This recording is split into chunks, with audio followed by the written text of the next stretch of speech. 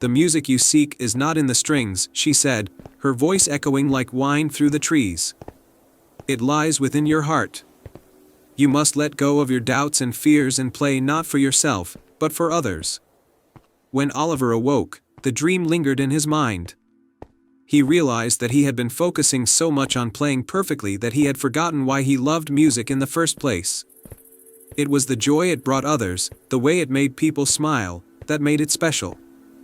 The next night, instead of practicing alone, Oliver went to the village square. The villagers, curious to see what he would do, gathered around. With trembling hands, he lifted the violin and began to play. But this time, instead of focusing on the notes, he played from his heart. As he played, something incredible happened. The violin strings began to glow softly, just as they had when the traveler played. The music filled the air, but it was different now, gentler, warmer, and more beautiful than anyone had ever heard. The villagers were enchanted, their worries melting away as the melody swirled around them like a soft breeze. Oliver closed his eyes and let the music flow, and in that moment, he felt a connection not just to the violin, but to everything around him, the trees, the river, the sky, and most importantly, the people who were listening. When the final note echoed through the square, there was a deep silence, followed by the sound of joyful cheers and applause. For the next 2 nights, Oliver continued to play for the village, and with each performance, the magic of the violin grew stronger. The crops flourished, the river seemed to sparkle more brightly, and the village was filled with laughter and song. On the 3rd night, as the last note faded into the starry sky, the old traveler returned. "You have done well, young one," the traveler said, his eyes twinkling with pride. "You have unlocked the magic of the violin. It is yours now, for you have learned that true music comes not from the strings, but from the heart." Oliver bowed deeply, grateful for the gift. The traveler smiled, then disappeared into the night, leaving behind only the faint sound of music carried on the wind. From that day on, Oliver became known throughout the land as the boy with the enchanted violin. He traveled from village to village, bringing joy and light to all who heard his music. And though many tried to play the enchanted violin, only Oliver could unlock its magic, for he had learned the secret: music that touches the heart is the greatest magic of all. And so, the sound of the enchanted violin filled the air for many years, reminding everyone that sometimes, the most powerful magic is found in the simplest of things: a kind heart and a song played with love. In the heart of a lush, enchanted forest, there was a small village named Elder Tree, known for its towering trees and sparkling streams. The villagers lived in harmony with nature, drawing wisdom and magic from the ancient oak that stood at the center of their village. This oak was no ordinary tree. It was the guardian tree, a living connection to the spirit of the forest, and it had protected Elder Tree for centuries. Among the villagers was a young girl named Lyra. She was curious, brave, and had a special bond with the animals of the forest. Every morning, she would venture into the woods, accompanied by her loyal squirrel friend, Nutkin, and her pet fox, Ember. The creatures of the forest trusted her, and she could often be seen conversing with birds or helping a deer find its way. One evening, as the sun dipped low and the sky turned a fiery orange, Lyra noticed something strange. The guardian tree's leaves, usually vibrant and green, were beginning to wither and fall. The streams that flowed around it were drying up, and the animals were growing restless. Lyra's heart ached to see her beloved forest in distress. Lyra ran to the village elder, a wise woman named Marwen, who had lived for as long as anyone could remember. Marwen's eyes were filled with sadness as she gazed at the guardian tree. "The tree is dying, Lyra," Marwen said softly. "A dark force is spreading through the forest, draining the life from it. The guardian tree is our only protection, and if it dies, so will the forest." Lyra's resolve hardened. "I have to save it, Elder Marwen. Please tell me what I can do." Marwen looked at her with a mixture of hope and fear. "There is a way, but it is dangerous. You must find the heart of the forest, a magical gem hidden deep within the woods. The heart is the source of all life here, but it has been lost for many years. Only someone pure of heart and strong in spirit can retrieve it. Without hesitation, Lyra agreed. Marwen gave her a small pouch of herbs for protection and whispered a spell to guide her way. Lyra set off at dawn, with Nutkin perched on her shoulder and Ember padding silently beside her. The forest was dense and dark, with shadows that seemed to move on their own. But Lyra was not afraid. She followed the whispers of the trees and the songs of the birds, knowing they would lead her to the heart. After hours of walking, she reached a part of the forest she had never seen before. The air was thick with mist, and the ground was covered in strange, glowing mushrooms. In the distance, she saw a faint light flickering. She hurried toward it, her heart pounding. The light led her to a hidden grove, where a crystal-clear lake shimmered under the moonlight. In the center of the lake, on a small island, stood a pedestal with a glowing gem atop it, the heart of the forest. But as Lyra approached the water's edge, a dark figure rose from the shadows. It was a creature made of smoke and shadow, with eyes that burned like embers. "I have been waiting for you," the creature hissed. "The heart of the forest belongs to me now. If you wish to take it, you must face me." Lyra stood her ground, clutching the pouch of herbs. She knew she couldn't defeat the creature with strength alone. She had to rely on the magic of the forest and her connection to the guardian tree. With a deep breath, she threw the herbs into the air, chanting the spell Marwen had taught her. The herbs burst into a cloud of sparkling dust, surrounding the creature and binding it in place. The creature howled in rage, but it couldn't break free. Lyra didn't waste a moment. She dashed across the water, which seemed to support her weight as if by magic, and reached the pedestal. The heart of the forest was warm in her hands, pulsing with life. As she held the gem, the dark creature let out one final, ear-piercing scream before it dissolved into nothingness. The mist lifted, the trees sighed in relief, and the guardian tree, far away an elder tree, began to revive. Lyra returned to the village as a hero, the heart of the forest glowing brightly in her hands. She placed it at the base of the guardian tree, and immediately, the tree's leaves turned green again, the streams flowed with fresh water, and the animals sang in joy. The village celebrated for days, and Lyra was honored as the savior of Elder Tree. But Lyra didn't seek praise or glory. She was just happy to see her forest, her home, alive and thriving once more. And so, the legend of Lyra and the heart of the forest was passed down through generations, a story of bravery, friendship, and the magic that lives in the heart of nature. Once upon a time, in a quiet village nestled between rolling hills and ancient forests, there was a young girl named Lila. Lila had a special gift: she could hear the whispers of the stars. Every night, she would sit by her window, listening to their soft, twinkling voices and imagining the wonders they spoke of.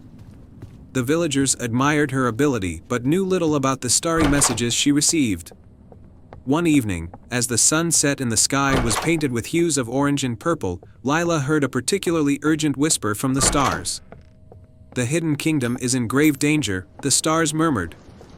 "Only the Star Whisperer can save it." Lila's heart raced with a mix of excitement and trepidation.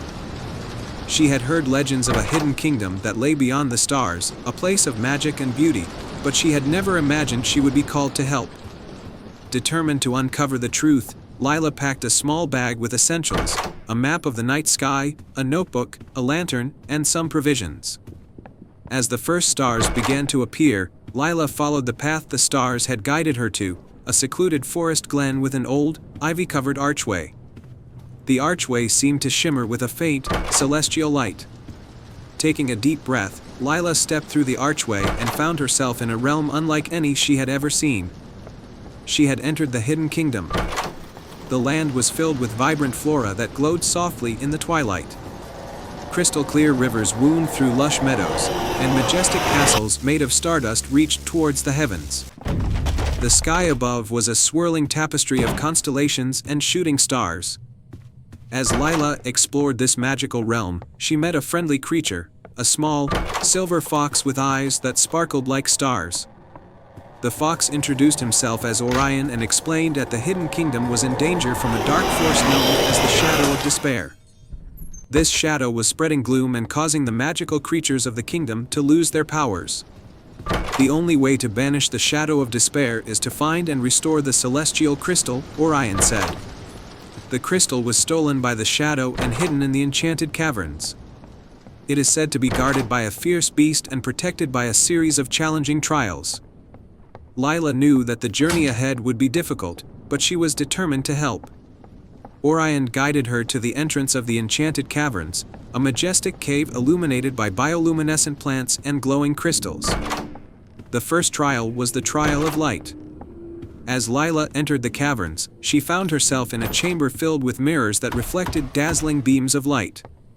To proceed, she needed to navigate through a maze of mirrors and reach the heart of the chamber where a crystal orb awaited her. Using her keen sense of direction and her knowledge of the stars, Lila carefully followed the light beams, avoiding the illusions created by the mirrors. She reached the center and retrieved the crystal orb, which began to glow warmly, illuminating the path forward. The second trial was the trial of sound. In the next chamber, Lila encountered a series of musical instruments arranged in a complex pattern. To open the way forward, she needed to play a specific melody that would harmonize with the natural sounds of the caverns. Lila listened to the ambient sounds of the caverns, the drip of water, the hum of energy, and played the instruments in the correct sequence. The melody she created resonated through the caverns, and a hidden door slowly opened, revealing the path to the final trial. The final trial was the trial of courage. In the last chamber, Lila faced the fierce guardian of the celestial crystal, a mighty, shadowy creature with glowing eyes. The beast roared, and its presence was intimidating. Lila, though frightened, remembered the whispers of the stars and her own courage. She approached the guardian with a calm and respectful demeanor. "I come in peace, to restore balance and bring light back to this kingdom," she declared. The guardian, sensing her pure heart and noble intent, allowed her to pass. The celestial crystal, which had been hidden in a glowing pedestal, was now within reach. Lila took the crystal gently, and its light grew brighter, dispelling the darkness of the cavern. With the celestial crystal in hand, Lila and Orion returned to the heart of the hidden kingdom. The crystal's light spread across the land, lifting the shadow of despair and restoring the magic and vitality of the kingdom. The magical creatures rejoiced, and the sky above sparkled with even more brilliance than before. The queen of the hidden kingdom, a graceful figure with a crown of stars, thanked Lila for her bravery. "You have saved our realm and proven yourself to be a true star whisperer," she said. "As a token of our gratitude, we wish to offer you a gift." The queen presented Lila with a pendant containing a piece of the celestial crystal. "This pendant will allow you to visit our kingdom whenever you wish and will remind you of the light and magic within you." Lila returned to her village with a heart full of joy and a new sense of purpose. The pendant's light served as a beacon of hope, reminding her that even in the darkest times, there is always a way to bring light and healing. Her mother, touched by the magic of the pendant, began to recover, and the village celebrated Lila's courage and kindness. The hidden kingdom remained a place of wonder and magic, forever grateful to the Star Whisperer who had saved it. And so, Lila continued to listen to the whispers of the stars, knowing that her journey had not only saved a magical realm but had also brought light to her own world. The end. Once upon a time, in a land of rolling hills and sparkling streams, lay a quaint village named Windmere. This village was known far and wide for its annual festival of lights, where the night sky was filled with glowing lanterns, each one representing a wish or a hope. The most cherished of all was the Lantern of Leora, a magical lantern said to grant a single, pure wish to the one who found it. In Windmere lived a young girl named Leora, named after the very lantern that was said to possess magical powers. Leora was a kind-hearted and curious child, always eager to help others and explore the mysteries of her village. She had heard many stories about the Lantern of Leora but had never seen it herself. One crisp autumn evening, as the Festival of Lights approached, Leora decided to embark on a quest to find the lantern. She hoped to make a wish for her ailing grandmother, who had always been the heart of their family and the village. Leora packed a small satchel with essentials and set out just as the sun dipped below the horizon. Her first clue led her to the ancient oak tree at the edge of the village. The tree was known to be a wise guardian of secrets and legends. As Leora approached, she noticed a small, hidden compartment in the tree's trunk. Inside was a note with a riddle: where light and shadow blend as one, the path to the lantern has just begun. Seek the place where stars align, and the first of 3 trials you will find. Leora thanked the oak and followed the riddle's guidance to a nearby meadow where the stars seemed to twinkle more brightly. There, in the center of the meadow, was a large stone covered in ancient symbols. The symbols formed constellations that matched the night sky. Leora carefully traced the symbols with her fingers, aligning them with the stars. As she completed the pattern, the ground trembled slightly, and a hidden staircase spiraled downward into the earth. At the bottom of the staircase, Leora found herself in a dimly lit cavern. At the cavern's center stood a crystal pedestal with a glowing orb. The orb illuminated the room with a soft, soothing light. The pedestal had an inscription: "To pass the test of reflection, face your truth and reveal your heart's desire." Leora looked into the orb, and it projected reflections of her past, her hopes, and her dreams. She saw moments of joy with her grandmother and times when she had helped others in need. The reflections were honest and sincere, showing her pure intentions and deep love. With clarity in her heart, Leora spoke her wish aloud: "I wish for my grandmother to be well and happy once more." The orb's light intensified, and Leora felt a warm, comforting embrace as she completed the trial. The cavern's walls began to shimmer, and a hidden passage appeared. Leora followed the passage to a beautiful glade filled with the scent of blooming flowers and the sound of gentle music. In the center of the glade stood a large, intricately carved stone archway. Beyond the archway was the second trial, the Trial of Harmony. The glade was home to a community of magical creatures, fairies, sprites, and woodland animals, who were in the midst of a grand celebration. The creatures seemed to be in disarray, their music and dance out of sync. To restore harmony, Leora needed to unite the creatures by solving the Trial of Harmony. She listened carefully to the melodies and observed the dance patterns. With her natural musical talent, Leora began to sing a tune that blended the various rhythms and melodies into a cohesive harmony. The creatures joined in, their music and dance aligning perfectly. As the trial was completed, a path of glowing lanterns appeared, leading to the final destination. Leora followed the lanterns through a serene forest and arrived at a tranquil pond with a single, glowing lantern floating on its surface. The lantern of Leora was even more beautiful than she had imagined, with intricate designs and a soft, radiant glow. The final trial, the Trial of Courage, required Leora to make a heartfelt wish and face the outcome with bravery. Leora took a deep breath and gently picked up the lantern. She closed her eyes and made her wish again for her grandmother's health and happiness. As she did, the lantern's light grew brighter, illuminating the entire forest with its magical glow. With her wish made, Leora returned to Windmere, the lantern's light guiding her way. When she arrived home, she found her grandmother sitting up in bed, smiling and looking healthier than she had in months. The magical wish had come true. The village celebrated Leora's bravery and the miraculous recovery of her grandmother. The lantern of Leora was placed in a special place of honor in the village square, where it continued to inspire and bring hope to everyone who saw it. Leora's quest and the magical lantern became a cherished story in Windmere, a tale of courage, love, and the power of a selfless wish.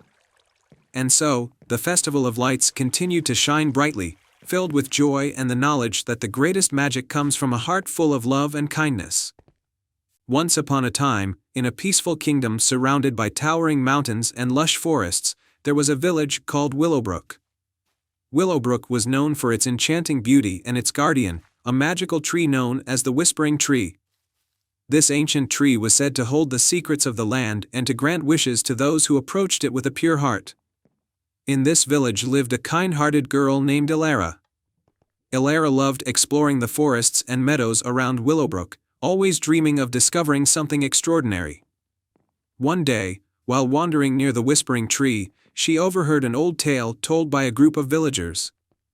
The tale spoke of a hidden valley beyond the mountains, a place where the Whispering Tree's magic originated. It was said that this hidden valley contained a treasure that could bring joy and prosperity to the kingdom. However, the path to the valley was fraught with challenges. Intrigued by the story and motivated by her desire to help her village, which had recently faced a harsh drought, Elara decided to embark on a quest to find the hidden valley and uncover its secrets. She packed a small satchel with essentials, food, water, a map, and a lantern, and set out early one morning, determined to succeed where others had failed. Elara's journey was long and demanding. She trekked through dense forests, crossed bubbling streams, and climbed rugged hills. Along the way, she encountered various magical creatures who offered her guidance and advice. A wise old owl advised her to follow her intuition, a playful squirrel warned her of hidden traps, and a gentle deer guided her through the dense undergrowth. After several days of travel, Elara reached the base of the mountains. The path to the hidden valley was concealed by a thick mist and a series of ancient stone gates.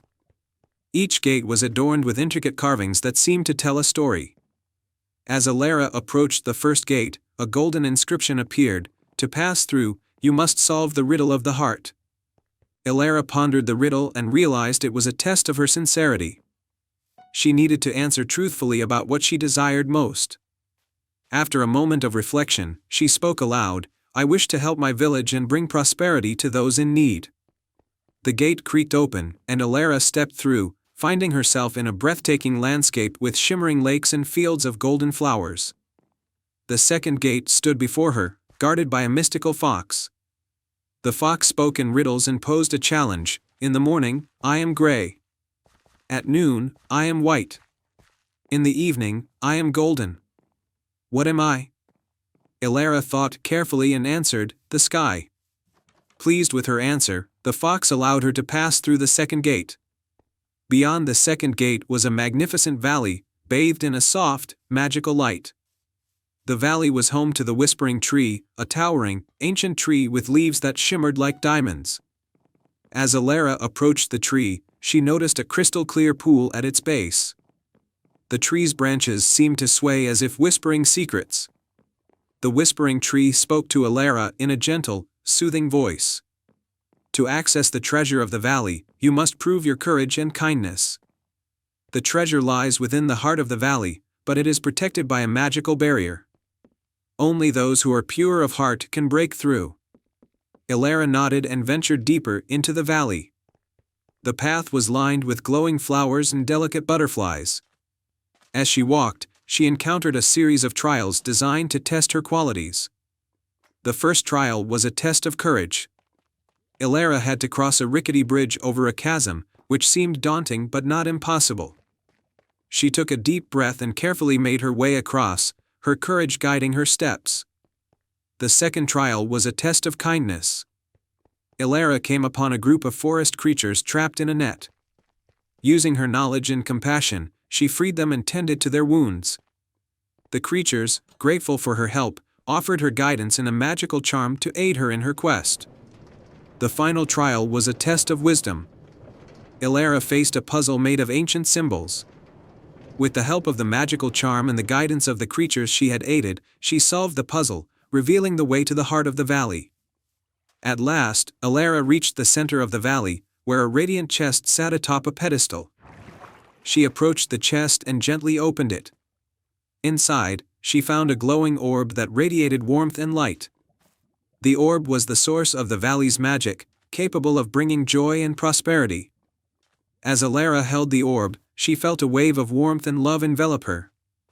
The Whispering Tree's voice echoed in her mind, "You have shown great courage, kindness, and wisdom. The treasure is yours to bring back to your village." Elara made her way back to Willowbrook with the orb. Upon her return, the village celebrated her bravery and the magical orb's arrival. The orb's magic restored the land, bringing bountiful harvests and abundant joy to the people. Elara's adventure became a beloved tale in Willowbrook. A story of a young girl who ventured into the unknown to bring hope and prosperity to her village. The Whispering Tree continued to stand as a guardian of the valley, and the hidden treasures of Eloria were cherished by all who heard the story. And so, the kingdom thrived, and Elara's courage and kindness were remembered for generations to come. The valley remained a symbol of the magic that resides in every heart and the power of selfless acts. The end. Once upon a time, in a quaint village nestled between rolling hills and a vast forest, there lived a kind-hearted girl named Mira. Mira had a deep love for nature and spent most of her days tending to her grandmother's garden, which was filled with vibrant flowers and fragrant herbs. One evening, while pruning a rose bush, Mira discovered an old, dusty key buried among the roots. It was an ornate key with intricate designs, and it had a faint, magical glow. Intrigued, Mira showed the key to her grandmother, who recognized it with wide eyes. "Ah, Mira," her grandmother said with a hint of excitement, "this is the key to the enchanted garden, a magical place spoken of in old legends. It's said to be hidden deep within the forest, and only those with a pure heart can find it. But remember, finding the garden is only the beginning. The garden holds a great secret that must be uncovered." Mira's curiosity was piqued, and she decided to embark on a journey to find the enchanted garden. She packed a small satchel with essentials and set off into the forest. Guided by the moonlight and the mysterious key. The forest was dense and filled with the sounds of chirping crickets and rustling leaves. Mira followed a narrow, winding path illuminated by the moon's gentle glow. After hours of walking, she reached a clearing with an old, ivy-covered archway. The archway was adorned with glowing runes that seemed to shimmer in the moonlight. With a deep breath, Mira approached the archway and used the key to unlock a hidden gate behind it.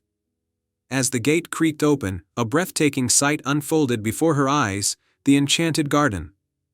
The garden was a place of wonder, with flowers that glowed softly, trees with silver leaves, and a gentle stream that sparkled like stardust.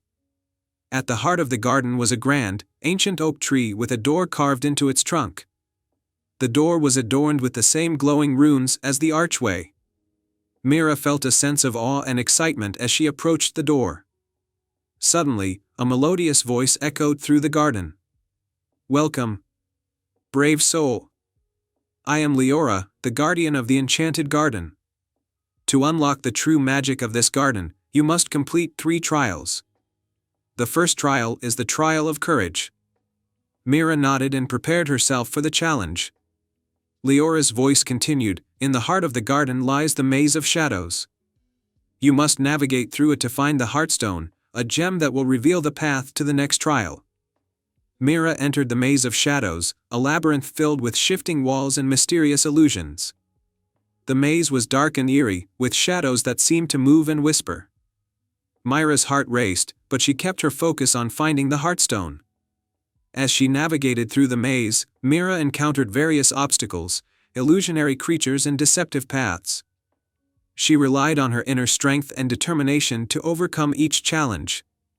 Finally, she reached the center of the maze, where the Heartstone glowed with a warm, comforting light. With the Heartstone in hand, Mira returned to the entrance of the maze, where Leora awaited her. "You have completed the trial of courage," Leora said. "The next trial is the trial of wisdom. You must seek out the sage of the garden and answer his riddle." Mira followed the compass of the Heartstone and found the sage, an ancient tortoise with a wise, knowing gaze. The sage spoke in a deep, calming voice: "To pass the trial of wisdom, you must solve my riddle. I speak without a mouth and hear without ears. I have no body, but I come alive with the wind. What am I?" Mira thought carefully, recalling the riddles and puzzles she had solved before. "The answer is an echo," she said with confidence. The sage nodded and presented Mira with a shimmering, silver key. "You have passed the trial of wisdom," he said. "This key will guide you to the final trial." Mira took the key and followed its guidance to a serene pond in the garden, where a gentle, glowing figure emerged from the water. "I am the spirit of the moonlight," the figure said. "To complete the final trial, the trial of kindness, you must help restore the moonflower to full bloom. It is the heart of the garden and the source of its magic." Mira looked around and noticed that the moonflower, a magnificent bloom with petals that shimmered like silver, was wilting and in need of care. She gently tended to the flower, using the knowledge she had gained from her grandmother's garden. She watered it with enchanted water from the stream and sang a soothing lullaby. As Mira cared for the moonflower, its petals began to glow and regain their vibrant color. The garden seemed to come alive with renewed energy and magic. the spirit of the moonlight smiled warmly. "You have shown great kindness and restored the heart of the garden," the spirit said. "You have completed all 3 trials and unlocked the true magic of the enchanted garden." The grand oak tree's door creaked open, revealing a hidden chamber filled with ancient scrolls and treasures. At the center of the chamber was a beautiful, radiant crystal that pulsed with a soft, golden light. Leora appeared beside Mira. "This crystal is the source of the garden's magic," Leora explained.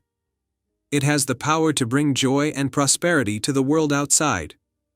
As a token of our gratitude, we offer you a gift, a magical seed that will allow you to create your own enchanted garden." Mira accepted the gift with gratitude and returned to her village with a heart full of wonder and a magical seed. She used the seed to create a beautiful garden in her village, one that was filled with vibrant flowers and enchanting magic. The village flourished, and the garden became a cherished place for all to enjoy. Mira's adventure became a beloved story in the village, inspiring others to seek their own magic and embrace the wonders of nature. And so, Mira lived a life filled with joy and wonder, always connected to the magic of the enchanted garden. And they all lived happily ever after. The end. Once upon a time, in a land where the seasons danced in harmony, there was a hidden grove deep within the heart of an ancient forest. This grove was said to be enchanted, its magic woven into the very fabric of the trees and flowers. It was a place of great beauty and mystery, known only through whispers and legends. In a nearby village, there lived a kind and curious girl named Elara. She had always been fascinated by the stories of the enchanted grove, which were told by the elders as tales of wonder and magic. One day, as she walked through the village market, Elara overheard a conversation about a dire problem affecting the forest. The magical creatures of the grove were losing their magic, and if it continued, the forest would fall into darkness. Determined to help, Elara decided she would journey to the enchanted grove and find a way to restore its magic. She packed a small satchel with essentials, some bread, a flask of water, and a lantern, and set off towards the forest. Her heart was full of hope and bravery. As Elara entered the forest, she noticed how it seemed different from what she remembered. The leaves on the trees were dull, and the usual cheerful songs of birds were replaced by an eerie silence.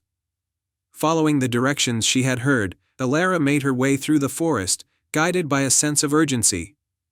After walking for hours, she arrived at the edge of the enchanted grove.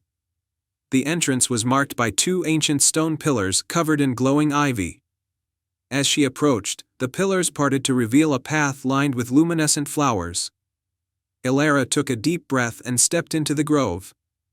The grove was a sight to behold, but its beauty was fading. The trees, once vibrant, were now withering, and the magical creatures she had heard of were nowhere to be seen. At the center of the grove stood a grand, ancient tree known as the heart of the forest. Its branches stretched out, but its leaves were wilted and its light dim. As Elara approached the heart of the forest, she was met by a graceful figure, a beautiful fairy named Lysandra. Lysandra's wings sparkled faintly, but her expression was troubled. "Welcome, brave one," Lysandra said. "The heart of the forest is losing its magic, and so is the entire grove. To restore the grove's magic, you must complete 3 tasks that will prove your courage, wisdom, and compassion." Elara nodded, ready to face the challenges ahead. The first task was the trial of courage. Lysandra led Elara to a misty part of the grove where a deep chasm separated them from a magical crystal glowing faintly on the other side. The chasm was spanned by a narrow, swaying bridge made of vines and branches. Elara hesitated for a moment but remembered why she had come. With determination, she carefully crossed the bridge, focusing on each step. The bridge swayed and creaked, but Elara's courage saw her through. She reached the other side and retrieved the crystal. As she touched it, the mist began to clear, and the grove's colors brightened slightly. For the second task, the trial of wisdom, Lysandra guided Elara to a serene glade where a wise old tortoise named Tiberius awaited. Tiberius had a riddle for Elara: "I have cities but no houses, forests but no trees, and rivers but no water. What am I?" Elara pondered the riddle carefully. After thinking about it, she replied, "A map." Tiberius smiled and nodded. You have shown wisdom. The next task is the trial of compassion. Lysandra then led Elara to a hidden grove where many injured and weary animals lay. The grove was in disarray, with fallen leaves and tangled vines. Elara immediately set to work, using her skills and supplies to tend to the animals, clean the grove, and bring comfort to the creatures. As Elara worked, the animals slowly regained their strength, and the grove began to heal. Flowers started to bloom, and the magical creatures began to appear, their lights growing brighter. With the final task completed, Lysandra led Elara back to the heart of the forest. The ancient tree's light began to flicker back to life as the grove's magic was restored. Lysandra spoke with gratitude, "You have shown great courage, wisdom, and compassion. The grove's magic is renewed, and the heart of the forest is whole once more." Elara felt a warm glow of satisfaction as the grove came back to life around her. The trees regained their vibrant colors, the animals danced happily, and the enchanted flowers shone brightly. Lysandra gifted Elara a small, glowing pendant as a token of gratitude. "This pendant will allow you to call upon the grove's magic whenever you need it," she said. Elara returned to her village, where she was welcomed as a hero. The villagers marveled at the stories of her adventure and celebrated the restoration of the forest's magic.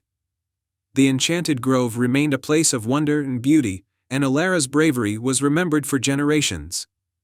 And so, Elara lived happily, always cherishing the magic of the forest and the lessons she had learned about courage, wisdom, and compassion. The end.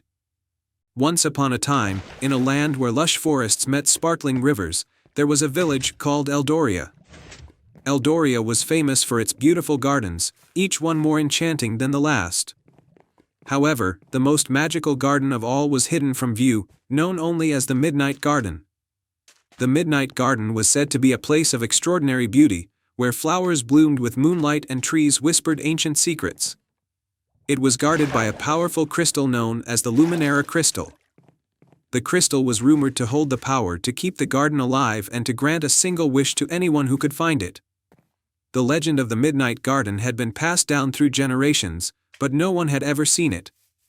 Many villagers believed that it was a mere fairy tale, a story told to captivate the imagination. But among the villagers was a curious and adventurous young woman named Elara, who believed in the magic of the Midnight Garden. One day, as the village celebrated the annual Moon Festival, Elara overheard a conversation about a new threat to Eldoria. A dark sorceress named Morgana, who had been exiled long ago, was rumored to be seeking the Luminara Crystal to restore her lost power. Fearing for the safety of her village, Elara decided to embark on a quest to find the Midnight Garden and protect the crystal. With a small satchel of provisions and her trusty map, Elara set off into the forest. She knew that finding the Midnight Garden would be a difficult task, so she relied on her wits and determination. Her journey led her through 3 magical trials, each one testing her heart and her courage. The first trial was the trial of the Enchanted Maze. Elara found herself in a maze of towering hedges that shifted and changed as she walked. To navigate the maze, she needed to listen carefully to the whispers of the wind, which carried hints and directions. By paying close attention to the subtle sounds and following her intuition, Elara managed to find her way to the maze's exit, where a glimmering path of silver light awaited her. The second trial was the trial of the moonlit stream. Elara arrived at a crystal-clear stream that flowed with water as luminous as moonlight. The stream was enchanted and could reveal hidden paths, but it also had a tendency to mislead travelers with illusions. To cross the stream safely, Elara used a small mirror she carried with her to reflect the true path and dispel the illusions. With careful steps and unwavering focus, she crossed the stream and continued her journey. The final trial was the trial of the Guardian's Gate. Elara reached a grand gate made of shimmering vines and guarded by a majestic, ancient stag. The stag spoke in a deep, melodic voice and challenged Elara with a riddle. What is the key that opens the heart and lights the way, yet is invisible to the eye? Elara thought deeply about the riddle and realized that the answer was hope. With a heart full of hope and determination, she spoke the word aloud. The stag's eyes gleamed with approval. and the gate slowly opened, revealing the entrance to the Midnight Garden. Elara stepped into the garden, and her breath was taken away by the sight before her. The garden was bathed in a soft, ethereal light, with flowers that sparkled like stars and trees that seemed to hum with ancient melodies. At the center of the garden stood the Luminara crystal, glowing with a gentle, radiant light. As Elara approached the crystal, Morgana emerged from the shadows, her eyes filled with dark intent. "You cannot protect what you do not understand," Morgana sneered. "The crystal belongs to me." Elara stood her ground and spoke with confidence. "The crystal's magic is not for selfish desires. It belongs to the land and its people. I will not let you take it." Morgana laughed and cast a spell to seize the crystal, but Elara's unwavering courage and pure heart created a protective barrier around the crystal. With a surge of energy, Elara used the magic of the garden to confront Morgana. The garden's beauty and light amplified Elara's resolve. And the dark sorceress was overwhelmed by the power of the crystal's true magic. Defeated, Morgana vanished into the night, and the garden's light grew even brighter. Elara took the crystal and made her wish. "I wish for the safety and prosperity of Eldoria, and for the magic of the Midnight Garden to always protect our land." The Luminara crystal's light enveloped Eldoria, restoring peace and beauty to the village.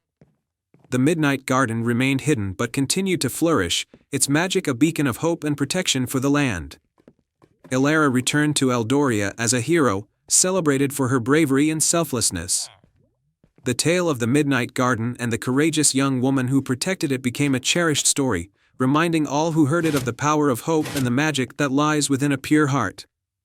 And so, in the land of Eldoria, where the gardens bloomed with magic and the light of the Luminara crystal shone bright, the legend of Elara and the Midnight Garden lived on, inspiring generations to believe in the wonder of their own hearts. The end. Once upon a time, in a small village surrounded by rolling hills and crystal-clear lakes, there lived a young boy named Luca. He was quiet, with a curious spirit, and often spent his days wandering the meadows, listening to the wind sing through the trees. But Luca's true love was music, though he had no instrument of his own to play. He would sit by the village square, listening to the musicians who came from far and wide to perform during festivals. One evening, as the sun set in brilliant hues of orange and pink, Luca's grandmother called him to her. She had always been a little mysterious, telling him old tales and riddles when he visited her cottage by the edge of the village. "Luca," she said, her eyes twinkling with mischief, "I have something very special for you." She reached beneath her chair and pulled out a violin, though it was like none he had ever seen. The violin was carved from dark, shimmering wood that seemed to glow faintly, and its strings glistened like silver threads. "This is the enchanted violin," his grandmother whispered. "It has been passed down through our family for generations. But it is no ordinary instrument. It has the power to call upon the magic of the forest and the spirits of the land. If you play it with a pure heart, it will play music so beautiful, the world itself will sing along." Luca's eyes widened in wonder as he took the violin into his hands. It felt warm and alive, as though it were waiting for him. He carefully placed the bow on the strings and played a single note. The sound was soft at first, but as the note lingered in the air, the wind in the trees seemed to echo it, and the birds in the distance began to sing in harmony. "It's magic!" Luca gasped. "Indeed," his grandmother said. "But remember, the violin will only respond to your heart. If your intentions are pure, it will help you. But if you use it selfishly, the magic will fade." Luca nodded solemnly, thanking his grandmother before running home with the enchanted instrument. For weeks, he practiced in secret, playing under the stars, by the lakes, and in the hidden glades of the forest. With each note, the world around him seemed to change. Flowers bloomed where he played, animals gathered to listen, and the very air felt lighter and more joyful. One day, news arrived that the neighboring kingdom's princess, Elena, had fallen ill with a mysterious illness. Her father, the king, had summoned healers and magicians from across the land, but none could cure her. The village was abuzz with talk, and Luca listened intently. A deep sense of sadness filled him, for he had heard of Elena's kindness and grace. That evening, Luca made a decision. He would take his enchanted violin to the palace and play for the princess, hoping the magic of the music could reach her. His grandmother had told him the violin's music could heal not just the land but the hearts and souls of those who listened. Without telling anyone, Luca set off at dawn, carrying the violin on his back. The journey to the palace was long and difficult. But he was determined. After days of walking through forests, crossing rivers, and climbing hills, Luca finally reached the grand palace. The guards were skeptical when the young boy asked to see the king, but after some pleading and the promise of a song like none they had ever heard, they let him pass. Luca was led through marble halls and golden doors until he stood before the king, who sat on his throne, worry etched into his face. "What brings you here, young one?" the king asked, his voice heavy with sorrow. Luca bowed respectfully. "Your Majesty, I am Luca from the village of Brindell. I have an enchanted violin that has the power to heal. I would like to play for Princess Elena, in the hope that it may help her." The king, though doubtful, saw the sincerity in Luca's eyes. "Very well," he said. "But be warned, many have tried to cure her, and none have succeeded." Luca was led to the princess's chamber, where Elena lay pale and still, her eyes closed as if trapped in a restless dream. The room was filled with healers and magicians, all of whom had tried and failed to wake her. Luca, feeling the weight of their expectations, took a deep breath and held the violin close to his heart. As he began to play, the sound of the violin filled the room with a soft, gentle melody. It was a song of hope, of the sun rising after the darkest night, of flowers blooming in the snow. The notes seemed to shimmer in the air, and as Luca played, the wind outside picked up, swirling through the open windows, carrying the music far beyond the palace walls. The magic of the violin was stronger than ever, and Luca could feel it. His heart swelled with the desire to heal the princess, and the music seemed to respond to his emotions. The room grew brighter, and the flowers in the vases bloomed as if touched by spring. Then, something miraculous happened. Elena's eyes fluttered open, her cheeks gaining color, and she sat up slowly, looking around in confusion. The king rushed to her side, tears in his eyes. "Elena, my daughter. You're awake."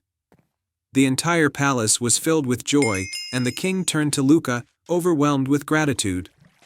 "You have done what no one else could. How can I ever repay you?" Luca smiled shyly, lowering his violin. "I only wanted to help, Your Majesty. That is enough." But the king insisted.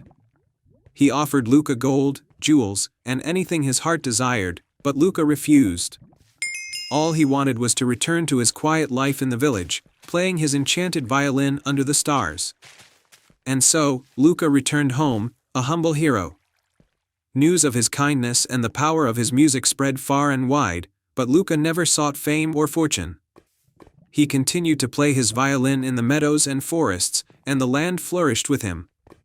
The magic of the violin, fueled by his pure heart, remained strong. From that day forward, the village of Brindell was known as the Village of Music, where the wind always carried the sound of Luca's violin, a reminder that true magic lies not in the instrument but in the love and kindness of the one who plays it.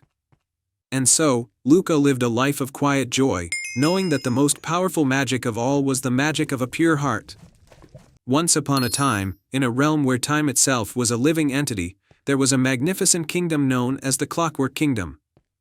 The entire land was governed by intricate gears and cogs, and every building and creature moved with the precision of a grand clockwork mechanism. The kingdom was ruled by a wise old clockmaker named King Horatio, who maintained the delicate balance of time with his incredible inventions. King Horatio had a young daughter named Princess Elara, who was fascinated by the wonders of her father's creations. She spent her days exploring the palace's clock towers, tinkering with gears, and learning the art of clockmaking. Her greatest dream was to create something that would bring joy to everyone in the kingdom. One day, a mysterious and dark shadow appeared over the kingdom. The sun was obscured, and the once perfectly synchronized gears began to grind and falter. The kingdom's timekeeping was thrown into chaos, and the citizens grew anxious and confused. King Horatio, despite his expertise, could not restore the harmony. In a desperate bid to save the kingdom, King Horatio revealed a secret to Elara. There is an ancient prophecy, he said, that speaks of a legendary time crystal hidden deep within the enchanted forest. This crystal has the power to restore balance to time itself. You must find it and bring it back to save our kingdom. Elara was determined to help her father and her people. With a heart full of courage and a small, magical timepiece given to her by her father, she set off on a journey to the enchanted forest. The forest was a place of wonder and mystery, with trees that whispered secrets and streams that flowed with shimmering water. As Elara ventured deeper into the forest, the magical timepiece began to glow and guide her. The forest was filled with strange, mechanical creatures, clockwork birds, dancing gears, and shimmering, time-woven butterflies that seemed to help her along her way. After several days of travel, Elara reached the heart of the forest, where she found an ancient, forgotten clock tower standing tall among the trees. The tower was covered in vines and moss, and its gears were rusty and worn. Elara entered the tower and climbed the spiral staircase, following the glowing timepiece that led her to a hidden chamber. In the chamber, Elara discovered a grand, ornate clock face embedded in the wall. In the center of the clock face was a slot that perfectly matched the shape of the time crystal. The timepiece in her hand began to tick with a rhythmic pattern, and Elara knew that she was close. As she approached the clock face, a swirling vortex of shadows emerged, blocking her path. From the shadows stepped a dark, menacing figure, the Shadow Keeper, who had been causing the chaos in the kingdom. The Shadow Keeper's presence distorted the time around him, and he sought to keep the time crystal for himself. "You cannot take the crystal," the Shadow Keeper declared with a voice like grinding gears. "It belongs to me, and I will plunge the world into eternal darkness." Elara, undeterred by the Shadow Keeper's threats, stood firm. "The crystal belongs to the kingdom and its people. I will not let you take it." The Shadow Keeper challenged Elara to a battle of wits and skill, testing her knowledge of time and clockwork. With each challenge, Elara used her wits and her understanding of her father's teachings to solve complex puzzles and mechanical riddles. After a grueling contest, Elara managed to outsmart the Shadow Keeper, proving her worthiness. With a final, powerful move, she placed the time crystal into the slot in the clock face. The chamber was filled with a brilliant light, and the crystal's magic restored the harmony of time. The Shadow Keeper, defeated and disarmed, vanished into the shadows, his dark influence dissipated. Elara took the time crystal and began her journey back to the kingdom, her heart filled with hope. Upon her return, the kingdom was bathed in light as the gears and cogs resumed their perfect synchronization. The sun shone brightly once again, and the citizens rejoiced at the restoration of their harmonious world. King Horatio welcomed Elara with open arms, proud of her bravery and wisdom. The time crystal was placed in a special chamber within the palace, where it continued to radiate its magic, ensuring the stability of time in the kingdom. The Clockwork Kingdom thrived once more, and Princess Elara became renowned not only for her courage but also for her ingenuity and kindness. The kingdom celebrated with a grand festival, honoring Elara's heroism and the restoration of their world. Elara continued to work alongside her father, creating wonderful inventions and bringing joy to everyone in the kingdom. And so, the Clockwork Kingdom lived in harmony and prosperity, forever grateful for the bravery of Princess Elara and the magical time crystal that had saved them. And they all lived happily ever after. Once upon a time, in a realm filled with lush meadows and sparkling rivers, there was a beautiful kingdom called Eldoria. The kingdom was ruled by a wise and kind queen named Seraphina and her daughter, Princess Eloan. Princess Eloan was known for her bravery, kindness, and adventurous spirit. Despite the kingdom's prosperity, she was always curious about the mysterious enchanted forest that lay beyond the castle walls. The enchanted forest was a place of wonder and magic, but also of great danger. It was said that the forest was home to magical creatures, enchanted beings, and a hidden treasure of immense power. The forest was guarded by an ancient spell that only a true-hearted soul could break. Princess Eloan, determined to prove her bravery and discover the secrets of the forest, decided to embark on a quest. One morning, as the first light of dawn filtered through the castle windows, Princess Aloan packed a small satchel with essentials: water, food, a map, and a lantern. She bade farewell to her mother, who gave her a locket for protection and a heartfelt blessing. As Princess Aloan entered the enchanted forest, she was greeted by the soft rustle of leaves and the song of unseen birds. The forest was alive with vibrant colors and magical energy. However, as she ventured deeper, the path became more treacherous. The trees seemed to whisper and shift, and shadows danced around her. Her first challenge came in the form of a giant talking spider named Arachne. Arachne spun a web across the path, blocking her way. "To pass, you must answer my riddle," Arachne declared. The riddle was, "I speak without a mouth and hear without ears. I have no body, but I come alive with the wind. What am I?" Princess Aloan pondered the riddle and realized the answer was an echo. She answered confidently, and Arachne, impressed by her wisdom, allowed her to pass, warning her of the dangers ahead. As she continued her journey, Princess Aloan encountered a shimmering pond guarded by a wise old frog named Silvio. Silvio told her that the next challenge required a test of kindness. "In the pond lives a magical fish that has lost its way," Silvio explained. "To proceed, you must help it find its way back to its home in the heart of the forest." Princess Aloan spotted the magical fish, which was struggling to find its way. Using her gentle touch and a few kind words, she guided the fish through the pond's waters to a hidden spring.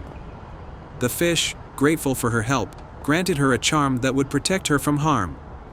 With the charm in hand, Princess Aloan ventured deeper into the forest, where the trees grew denser and the air colder. She arrived at a clearing with an ancient stone archway.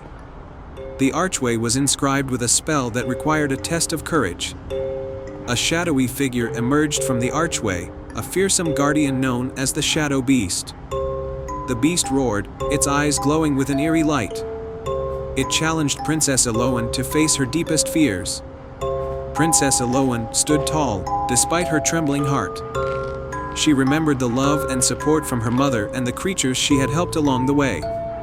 With a deep breath, she confronted the Shadow Beast and spoke of her hopes for peace and harmony in the kingdom. Her bravery and sincerity dispelled the beast's shadowy form, revealing a path to the heart of the forest. As she walked through the archway, Princess Aloan entered a hidden grove bathed in a soft, golden light. In the center of the grove was a majestic tree with leaves of silver and branches that reached towards the sky. At the base of the tree was a beautifully crafted chest. The chest was locked with a magical seal. Princess Aloan noticed a series of symbols on the lock that matched the ones on the locket her mother had given her. She carefully placed the locket near the lock, and the symbols began to glow. The chest opened with a soft click, revealing a dazzling treasure, an ancient book of spells and a crown of light. The book contained powerful knowledge that could restore balance and bring prosperity to Eldoria. The crown, when worn, had the power to unite the kingdom's people and harness the magic of the forest. With the treasure in hand, Princess Aloan made her way back to the castle. Her mother, Queen Seraphina, was overjoyed to see her safe and successful. The magical book was used to improve the kingdom's harvests, heal the land, and strengthen the bonds between the people.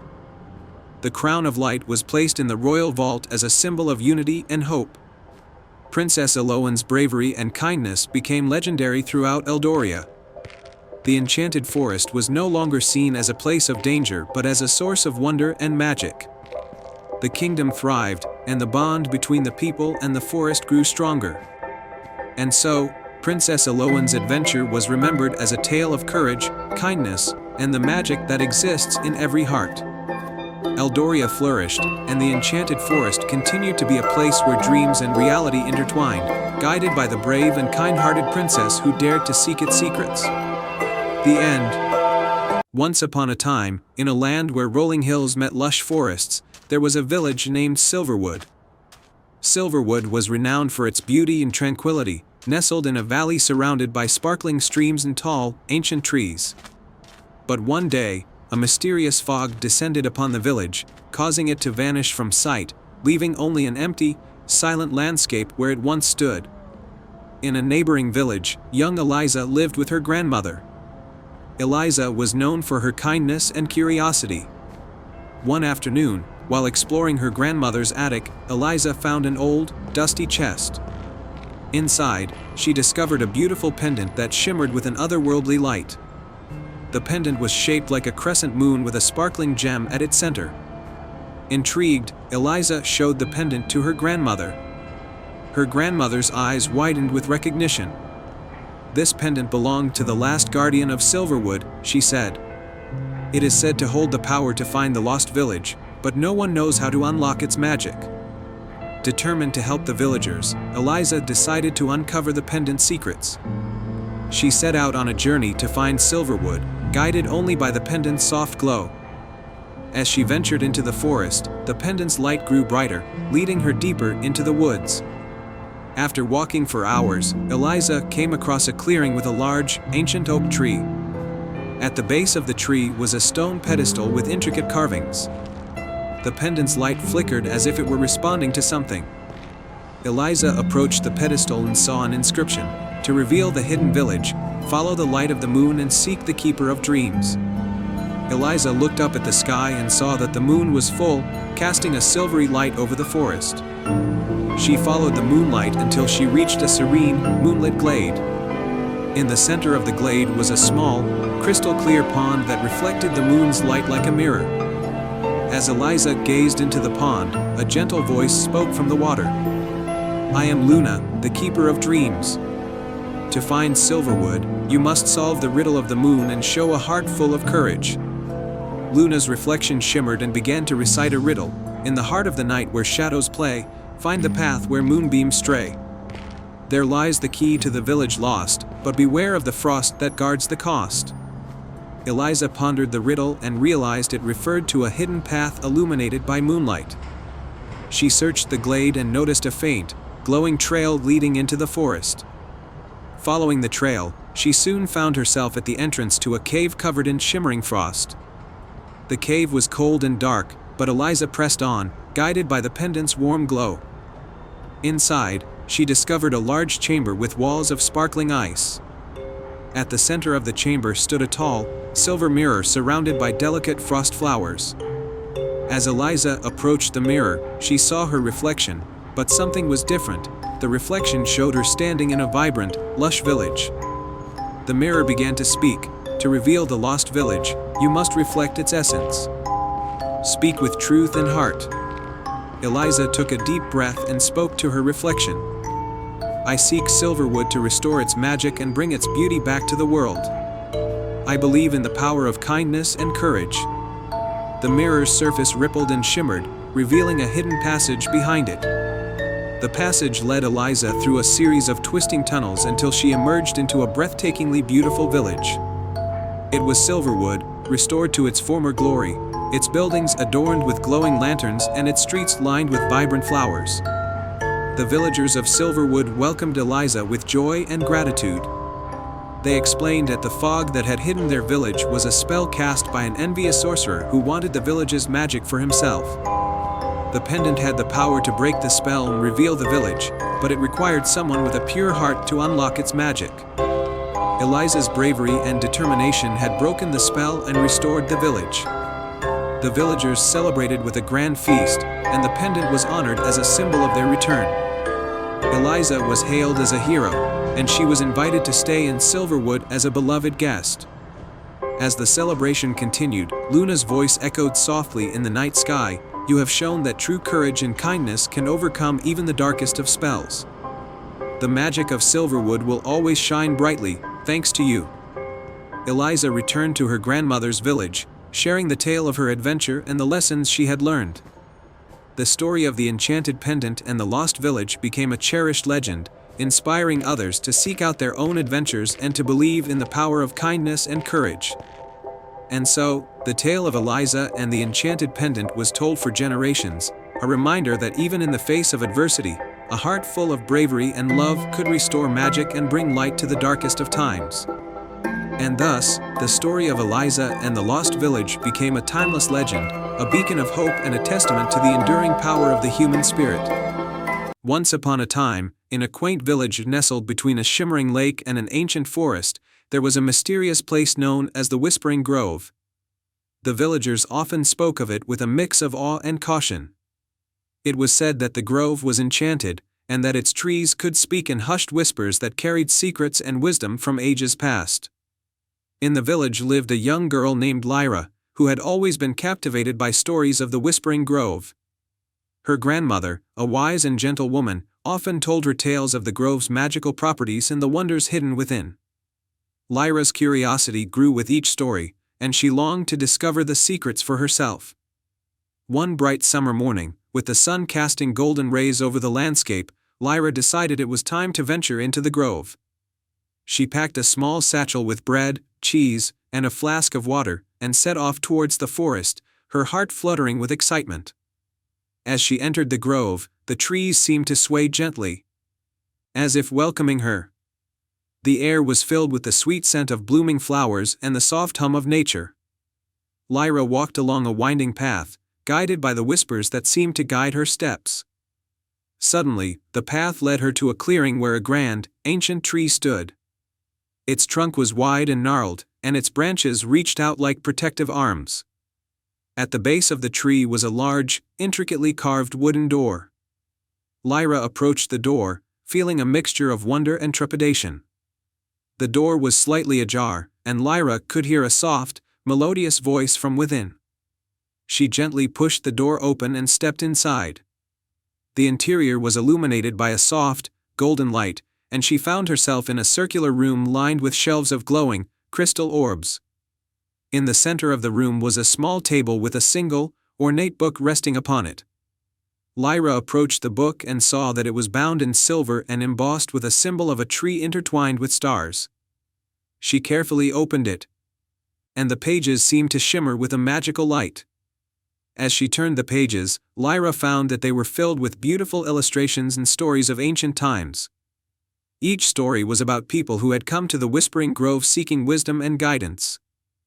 Lyra read about a hero who had saved his village from a terrible drought and a wise queen who had used the grove's knowledge to bring peace to her kingdom. But as Lyra continued to read, she came across a story that stood out. It was about a hidden treasure that could only be found by someone with a pure heart and noble intentions. The treasure was said to be hidden deep within the grove and was protected by a magical riddle. Lyra's heart raced with excitement. She felt a deep connection to the story and knew that this was the reason she had come to the Whispering Grove. She decided to seek out the treasure, guided by the clues in the book. Following the instructions, Lyra ventured deeper into the grove. The whispers of the trees seemed to grow louder, guiding her steps. She came to a small, babbling brook that sparkled with a silvery light. On the other side of the brook was a stone archway covered in vines. Lyra crossed the brook and stepped through the archway. She found herself in a hidden glen filled with glowing flowers and a crystal-clear pond. At the center of the pond was a small island with a pedestal. On the pedestal rested a delicate, golden chest. With a sense of reverence, Lyra approached the chest. It was adorned with intricate designs of stars and trees, just like the book. The chest had a lock shaped like a star, and Lyra realized that she needed to solve the magical riddle to open it. The riddle was written in elegant script on the chest: "I am not alive, but I grow. I don't have lungs, but I need air. I don't have a mouth, but water kills me. What am I?" Lyra thought hard, recalling the stories from the book and the whispers of the grove. Finally, she had an epiphany and whispered, "Fire." The chest clicked open, revealing a shimmering golden light. Inside, Lyra found a beautiful, crystal pendant in the shape of a tree. The pendant glowed with a warm, soothing light. As Lyra held the pendant, she felt a surge of peace and joy. She knew that the true treasure was not the pendant itself, but the wisdom and courage she had gained on her journey. She thanked the Whispering Grove and the magical beings who had guided her. Lyra returned to the village with the pendant, which she chose to keep as a symbol of her adventure.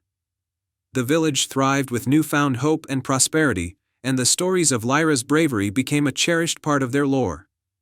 And so, the Whispering Grove remained a place of wonder and wisdom, its secrets revealed only to those with a pure heart and a noble spirit.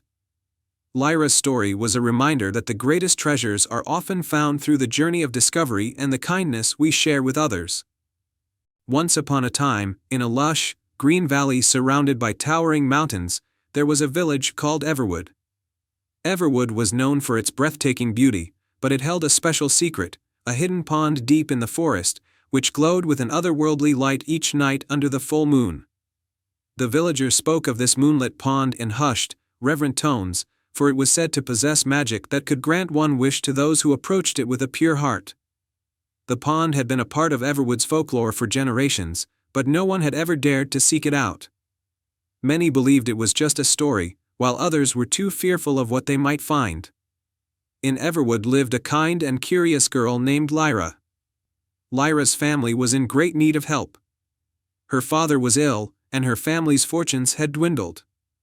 Lyra had always been fascinated by the tales of the moonlit pond and the magic it was said to hold. Determined to find a way to help her family, she decided to embark on a quest to find the pond and make a wish. One night, when the full moon was at its brightest, Lyra set out into the forest. The moonlight guided her path as she ventured deeper into the woods, her lantern casting a gentle glow. The forest was quiet and serene, with only the sound of crickets and rustling leaves filling the air. After a long journey, Lyra arrived at a glade where the trees seemed to part like curtains revealing the moonlit pond. The pond was breathtaking. Its water was still and luminous, reflecting the moonlight like a sheet of silver. The light from the pond seemed to dance with the ripples of the water, creating a magical, almost otherworldly scene. As Lyra approached the pond, she noticed a small, delicate figure standing at the water's edge. It was a fairy with wings that sparkled like the night sky. The fairy looked at Lyra with a curious expression.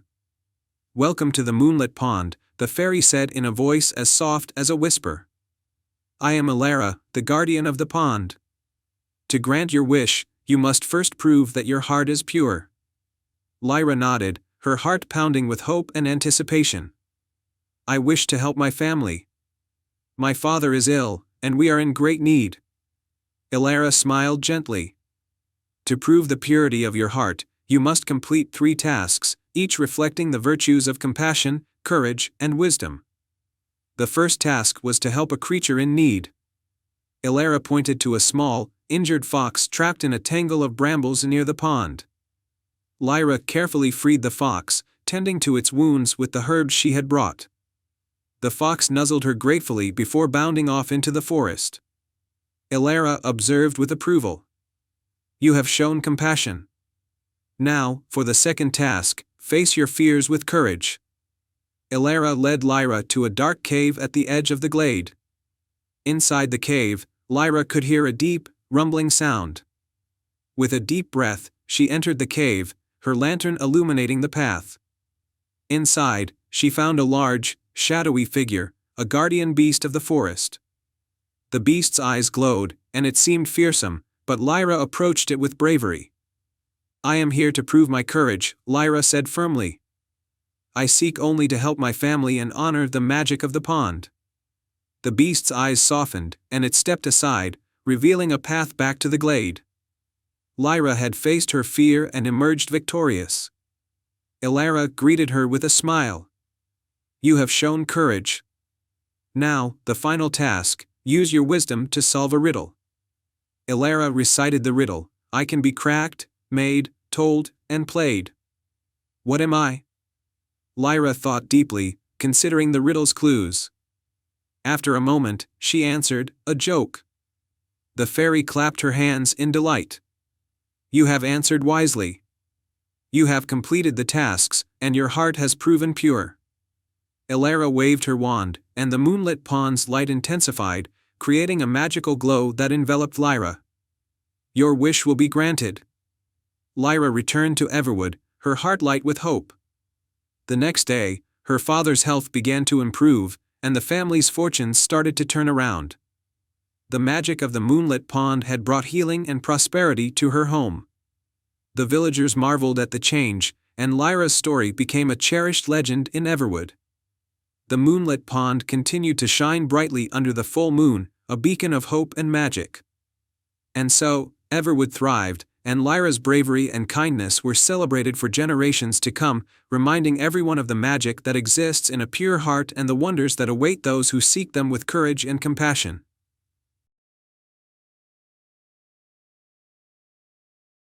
Once upon a time, in a small village nestled between towering mountains, there was a young girl named Mira. Mira was known for her adventurous spirit and her fascination with the mysteries of nature. The villagers often spoke of an ancient tale about a hidden crystal cavern deep within the mountains, said to be filled with magical crystals that granted extraordinary powers. Mira's curiosity about the cavern was unquenchable. She dreamed of discovering its secrets and perhaps finding a way to help her village, which had been struggling with a long-lasting drought. Despite the villagers' warnings about the dangers of venturing into the mountains, Mira felt a deep sense of determination. One crisp morning, as the first light of dawn broke over the mountains, Mira set out on her journey. She carried a small satchel with essential supplies, a map she had drawn from old tales, some food, and a sturdy walking stick. The journey to the cavern was said to be treacherous, filled with natural obstacles and magical creatures. As Mira ascended the rugged mountain paths, she encountered her first challenge, a deep, narrow gorge with a swirling river below. The only way across was a rickety bridge made of vines and wooden planks. Mira's heart raced as she stepped onto the bridge, which swayed dangerously with each step. She took a deep breath, focused on her goal, and carefully made her way across, her courage guiding her safely to the other side. Further along the path, Mira came upon a dense forest with trees that seemed to whisper secrets. The forest was known to be enchanted, and Mira had to solve a riddle to find the correct path. The trees murmured, "To find the way, listen well, the path you seek is where the shadows dwell." Mira noticed the shadows of the trees forming a distinct pattern on the ground. She followed the pattern, which led her to a hidden pathway illuminated by soft, glowing mushrooms. After several days of travel, Mira arrived at the entrance to the crystal cavern. The cavern was hidden behind a curtain of cascading water that sparkled like diamonds in the sunlight. With a mix of excitement and trepidation, Mira stepped through the waterfall and entered the cavern. Inside, the cavern was a breathtaking sight. Crystals of every color imaginable adorned the walls, emitting a soft, mesmerizing glow. The air was filled with a sweet, melodious hum, as if the crystals themselves were singing. Mira marveled at the beauty and stepped cautiously further into the cavern. At the heart of the cavern stood a large, glowing crystal known as the Heart of the Mountain. According to the legends, this crystal held the power to end the drought that plagued the village. However, the Heart of the Mountain was guarded by a wise and ancient dragon named Orion. The dragon's scales shone like the crystals, and his eyes glinted with both wisdom and a hint of sadness. Orion greeted Mira with a deep, rumbling voice. "Welcome, brave traveler. You have come seeking the heart of the mountain. To earn its power, you must prove your worth." Mira nodded, determined to fulfill her quest. "What must I do?" Orion explained that Mira needed to complete 3 tasks to show her true intentions and purity of heart. Task 1, the Trial of Purity. The first task was to retrieve a crystal from a submerged pool within the cavern, where the waters were enchanted to test the purity of her heart. Mira swam to the depths of the pool, feeling the cool, magical water around her. She found the crystal nestled among the rocks, glowing with a soft, warm light. Her intent was pure, and she returned to Orion with the crystal, passing the trial.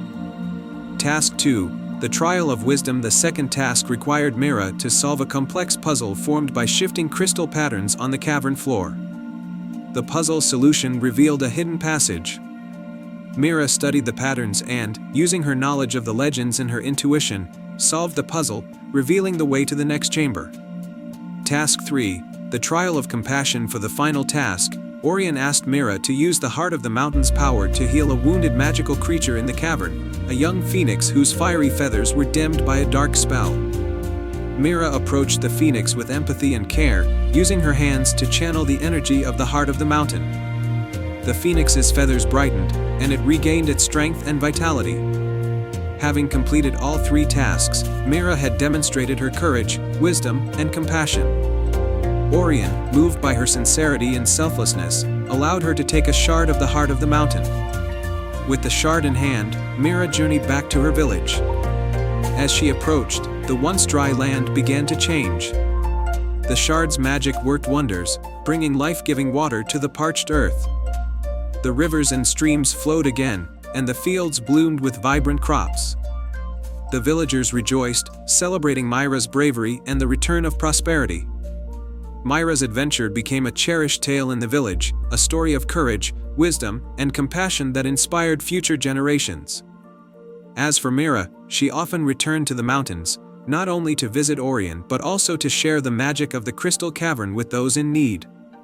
The heart of the mountain's power lived on, reminding everyone of the magic that resides within acts of kindness and the strength of a pure heart.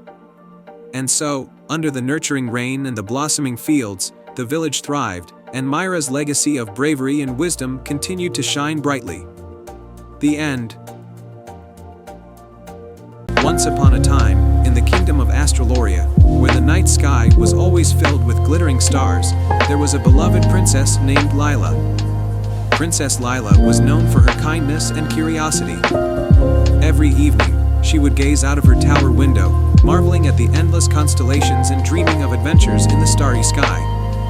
One fateful night, as Princess Lila watched the stars twinkle brightly, a strange and dark shadow crossed the sky. The stars began to flicker and dim, and before long, the entire kingdom was shrouded in darkness. The people of Astroloria were filled with despair as their beloved night sky lost its magic. Queen Alara, Lila's wise mother, was deeply concerned. She summoned the kingdom's most learned scholars and magical experts, but none could explain the sudden loss of stars or how to restore them. Princess Lila, determined to bring back the light, decided to take matters into her own hands. She set off on a quest to uncover the mystery behind the vanishing stars. Accompanied by her loyal talking cat, Luna, who had a knack for solving riddles, Lila embarked on a journey to the farthest reaches of the kingdom. The Enchanted Forest. Their first stop was the Enchanted Forest, known for its ancient trees and magical creatures. Here, they hoped to find clues about the stolen stars. Deep within the forest, they encountered a wise old owl named Orin, who was known to possess ancient knowledge. Orin, perched high in a great oak tree, listened intently as Lila explained their plight. He ruffled his feathers and said, "To find the stars, you must seek the Oracle of the Moon. She resides in the hidden glade, a place that appears only when the moon is full and bright." With Orin's guidance, Lila and Luna followed the path to the hidden glade, which revealed itself under the light of the full moon. The glade was a serene, moonlit meadow filled with shimmering flowers and a crystal-clear pond. The Oracle of the Moon. In the center of the glade stood the Oracle of the Moon, an elegant figure with a gown that seemed to be woven from moonlight. She greeted Lila and Luna warmly. "Welcome, brave ones," the Oracle said in a soothing voice. "I know why you've come. The stars have been stolen by a sorcerer named Malakar, who seeks to harness their power for his own dark purposes. He hides in the Shadow Realm, a place that can only be reached through the Mirror of Twilight." The Oracle then gifted Lila with a moonstone pendant and a map to find the Mirror of Twilight. "This pendant will guide you," she said. "And remember, only those who approach the mirror with pure intentions can pass through." The Shadow Realm. Following the map, Lila and Luna journeyed to the Shadow Realm, a dark and eerie place where the shadows seemed to have a life of their own. They found the Mirror of Twilight, a magnificent, ornate mirror with a surface that rippled like liquid silver. As Lila approached the mirror, the moonstone pendant began to glow warmly, revealing a hidden doorway. Beyond the doorway was a dark castle where Malakar resided. Inside the castle, they found Malakar in a grand hall, surrounded by the captured stars, which were imprisoned in enchanted glass spheres. Malakar, surprised by their arrival, sneered, "You dare challenge me? These stars are mine to command." The confrontation. Lila, undeterred, stepped forward and said, "We won't let you use the stars for your own gain. They belong to the sky and to the people of Astroloria." A fierce battle ensued. Luna used her agility and cunning to outmaneuver Malakar, while Lila, holding the moonstone pendant, channeled its magic to weaken the sorcerer. Just as Malachar seemed to gain the upper hand, the pendant's light intensified, and the stars began to shine through the enchanted spheres. Realizing he was losing his power, Malachar tried to flee, but Lila and Luna were quick to stop him. With a final burst of light from the moonstone pendant, the enchanted spheres shattered, releasing the stars back into the night sky. Returned to Astraloria with the stars restored to their rightful place, the night sky of Astraloria sparkled more brilliantly than ever. Lila and Luna returned to the kingdom, where they were greeted with joy and celebration. The people of Astraloria rejoiced at the return of their beloved stars, and Queen Alara honored Lila and Luna for their bravery and determination. As a reward, the Oracle of the Moon bestowed upon Lila a special gift, a star-shaped locket that would always keep the light of the stars close to her heart. The locket would also serve as a reminder that even in the darkest times, there is always hope and light to be found. Princess Lila continued to watch the stars from her tower, grateful for the adventure that taught her the importance of courage, friendship, and the beauty of the night sky. And so, under the shimmering stars, the kingdom of Astraloria thrived once more, its nights filled with wonder and magic. The end. The Enchanted Mirror. Once upon a time, in a land where rolling meadows met deep, mysterious forests, there was a quaint village called Brookhaven. The village was known for its sparkling brook, vibrant wildflowers, and the ancient oak tree that stood at its center. The villagers believed that the oak tree held magical powers and that it had been blessed by a kind fairy long ago. In Brookhaven lived a young girl named Eliza. Eliza was known for her adventurous spirit and her love for exploring the forest. One day, while playing near the old oak tree, she discovered a hidden, ivy-covered door at its base. Curiosity sparked in her heart, and she decided to see where it led. After some effort, Eliza managed to push the door open. Inside, she found a winding staircase leading down into the earth. With a deep breath, she descended the staircase, her excitement growing with each step.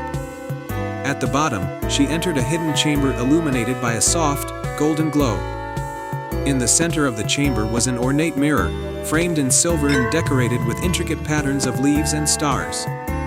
Eliza approached the mirror and, as she did, it began to shimmer and reveal a message. The mirror spoke in a gentle voice, "I am the enchanted mirror, keeper of wisdom and secrets. To reveal the truth you seek, you must answer a question with your heart's purest intention." Eliza, though puzzled, was eager to learn more. "What is the question, enchanted mirror?" The mirror's surface rippled, and a vision appeared, a lush, green forest with a golden tree at its center. The vision showed a path leading to the tree but was obscured by a thick, swirling mist. To find the truth, you must seek the golden tree. To clear the mist, you must gather the 3 lost tokens of the forest.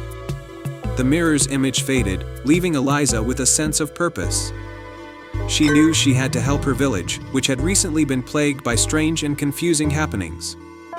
Crops had withered, and the once clear brook had turned murky. The villagers were growing anxious, and Eliza hoped that finding the golden tree would reveal the answer to their troubles. She set out into the forest, determined to find the 3 tokens. Her first challenge was to find the token of courage.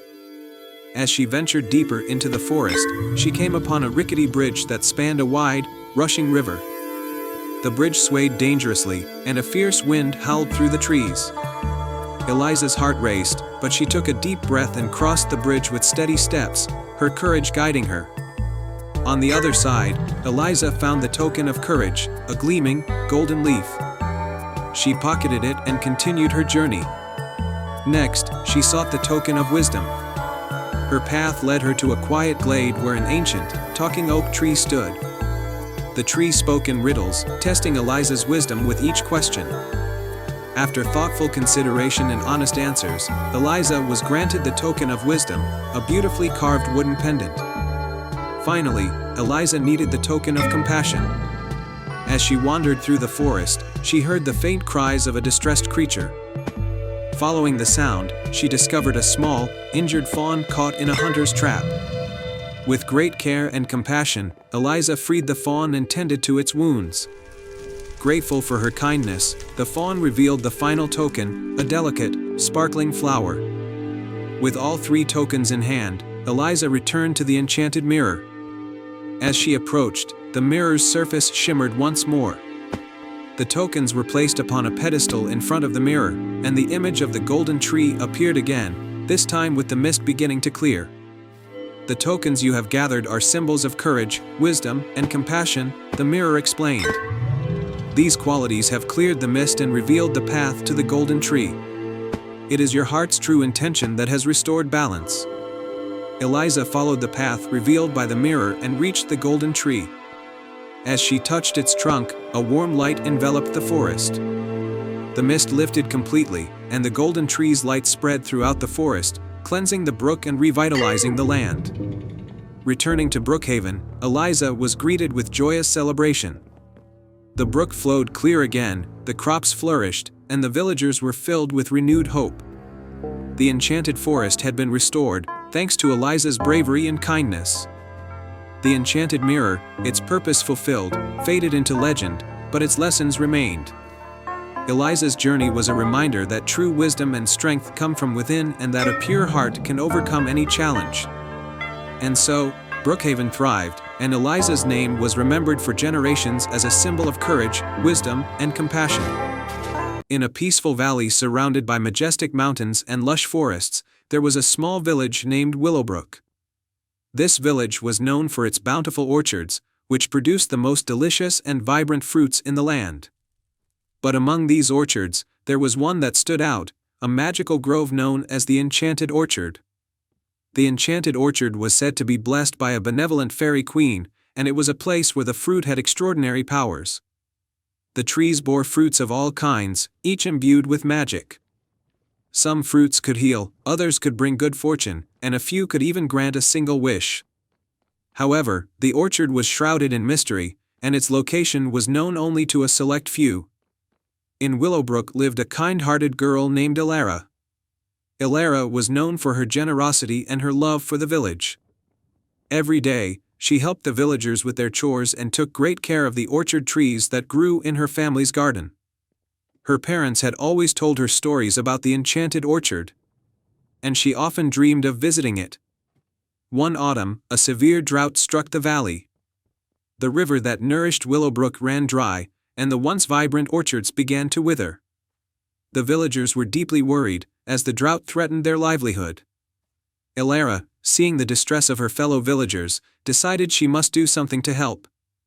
Remembering the tales of the enchanted orchard, Elara set out on a quest to find it and seek its magical help. Armed with a small satchel, a lantern, and a map her grandmother had given her, she ventured into the forest. The map was old and faded, but it marked a path through the heart of the woods, leading to the orchard. As Elara journeyed through the forest, she faced several challenges. The first was a dense thicket guarded by a wise old tortoise named Thorn. Thorn spoke in riddles and required Elara to solve them to pass through. Thorn's riddle was, "I am not alive, but I grow. I don't have lungs, but I need air. I don't have a mouth, but water kills me. What am I?" Elara pondered for a moment and answered, "A fire."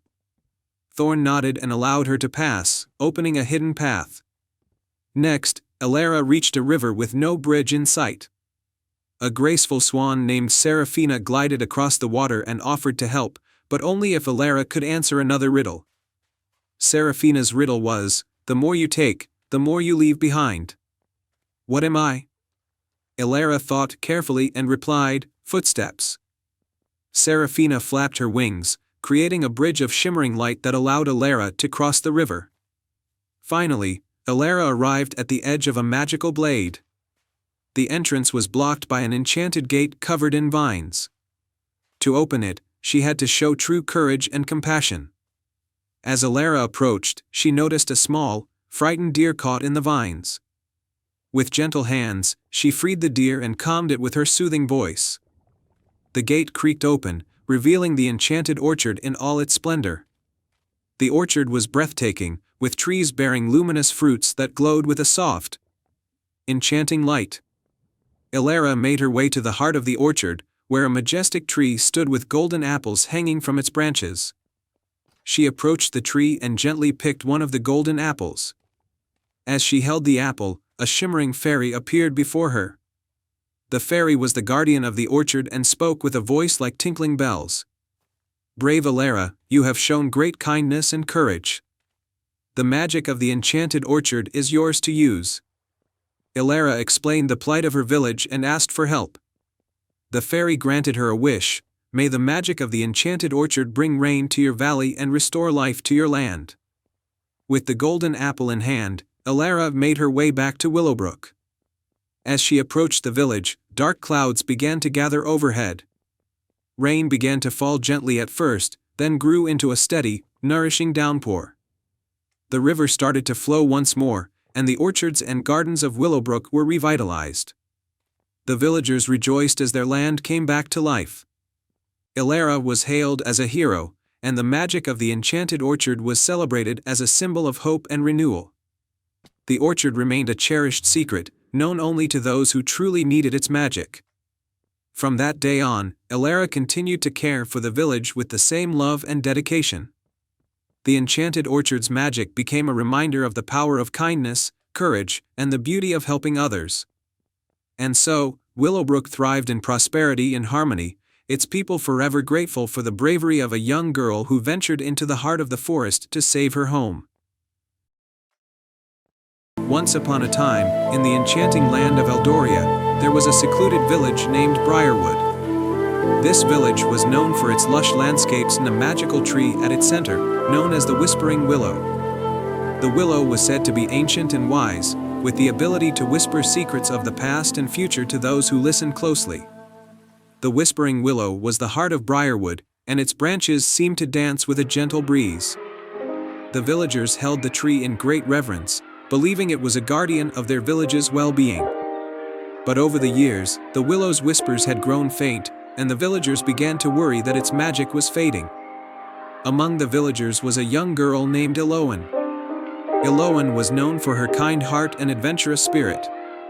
She had always been fascinated by the Whispering Willow and had spent many hours under its branches, hoping to hear its secrets. Determined to restore the willow's magic, Eloan decided to embark on a quest to uncover the cause of its silence. One misty morning, with a small satchel of provisions and her favorite book of stories, Eloan set off towards the Whispering Willow. The tree's once vibrant leaves were now tinged with a melancholic gray, and the gentle whispers she had cherished in her youth had become barely audible. As Eloan approached the tree, she noticed a figure emerging from the shadows, a mysterious old woman with silver hair and a cloak that shimmered like moonlight. The old woman was known in legends as the Forest Enchantress, a keeper of ancient magic. "Welcome, Eloan," the enchantress said with a voice that seemed to echo from the very essence of the forest. "I have been waiting for someone with a pure heart to seek the truth about the Whispering Willow." Eloan, though taken aback, gathered her courage. "I wish to help the willow. It seems to have lost its magic. What can I do?" The forest enchantress nodded and handed Eloan a small, ornate key. "This key opens the Gate of Echoes, a hidden chamber beneath the willow. Inside, you will find what you need to restore its magic. But beware, for the chamber is guarded by 3 trials, each testing your courage, wisdom, and heart." With the key in hand, Eloan made her way to the base of the Whispering Willow. She discovered a hidden entrance covered in vines and moss. Taking a deep breath, she unlocked the gate and descended into the chamber below. The first trial was the Trial of Shadows. The chamber was dark and filled with shifting shadows that seemed to come alive. To pass, Eloan had to navigate through the darkness, guided only by her inner light. Remembering the warmth of her village and her love for the willow, she pressed forward, using her courage to dispel the shadows that tried to confuse and frighten her. The second trial was the Trial of Reflection. Eloan found herself in front of a large, mirror-like pool that showed not only her reflection but also scenes from her past and possible futures. The images were mesmerizing but also disorienting. To succeed, Eloan had to see beyond the reflections and focus on the essence of her true self. She closed her eyes and remembered the stories she had read, the lessons she had learned, and the values she held dear. With clarity, she stepped past the pool, understanding that her true purpose was to act with compassion and integrity. The final trial was the trial of the heart's desire. At the center of the chamber was a pedestal with a single, glowing orb. The orb represented Eloan's deepest wish, and to complete the trial, she had to make a choice. She could take the orb for herself or use its power to help others. Eloan knew that her heart's desire was not for personal gain but for the well-being of her village and the Whispering Willow.